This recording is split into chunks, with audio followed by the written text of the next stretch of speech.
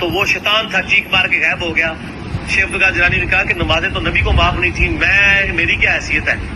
تو جاتے جاتے اس نے کہا کہ شیخ عبدالقادر جیلانی تیرے اس مقام پہ پہنچے ہوئے 70 اولیاء اللہ میں نے بہکا دیے ہیں اسی بات کے اوپر، تو اپنے علم کی وجہ سے بچ گیا. تو انہوں نے کہا تو نے دوسرا وار کیا ہے، میں اللہ کے فضل کی وجہ سے بچا ہوں. یہ اللہ اکبر اس واقعے کی میں انجین نہیں کرنے لگا ہوں کہ سر وہ جو 70 غوث تھے جن کو شیطان نے اونا منہ کر کے دوزخ میں پہنچایا ہے، ان کے لاکھوں مرید کدھر گئے؟ وعلیکم السلام ورحمۃ اللہ.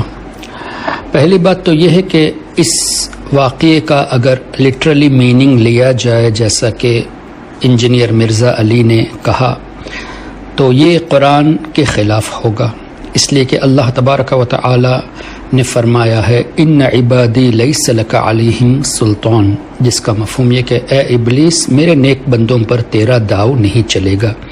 اور ابلیس نے بھی کہا فبعزتک لاغوینہم اجمعین، یا اللہ تیری عزت کی قسم میں سب کو گمراہ کروں گا، الا عبادک منہم المخلصین، سوائے تیرے نیک بندوں کے. اس پر اللہ نے جواب ارشاد فرمایا کہ بے شک جو میرے نیک بندے ہیں ان پر تیرا داؤ نہیں چلے گا. تو اب انجینئر کا یہ کہنا کہ سرکار غوث پاک رضی اللہ تعالیٰ عنہ کی بارگاہ میں ابلیس نے جب اس طرح کہا کہ 70 اولیاء کرام کو میں نے بہکایا ہے، تو انجینئر مرزا نے قرآن کے مقابلے میں ابلیس کی بات کو مان لیا، اس کا معنی ڈائریکٹ لینے کی صورت میں. اس لیے کہ اس نے مانا تبھی تو یہ کہا کہ وہ اولیاء کرام جو راستے سے ہٹ گئے ان کے لاکھوں مریدوں کا کیا ہوا. اللہ اکبر.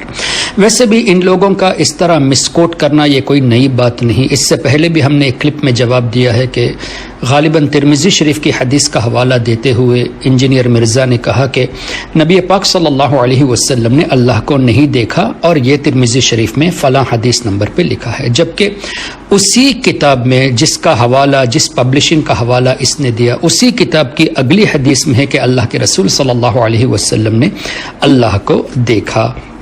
اب یہ کتابوں کو سامنے رکھ کر بھی جب اس طرح غلط امپریشن لوگوں کے سامنے دیتے ہیں، حدیثوں کو چھپا کر باتیں کرتے ہیں، اور یہاں قرآن کریم کے خلاف اپنا موقف پیش کرتے ہیں، تو جو قرآن کے خلاف اپنا موقف پیش کرے اس کی بات کو ہم صحیح کیسے مانیں؟ تو اب اس کی تعویل کی جائے گی وہ اس طرح کہ یا تو ابلیس نے وہاں جھوٹ بولا ہے، یا ان لوگوں کے بارے میں کہا ہے جو ان ریئلٹی اولیاء نہیں تھے بلکہ فیک لوگ تھے.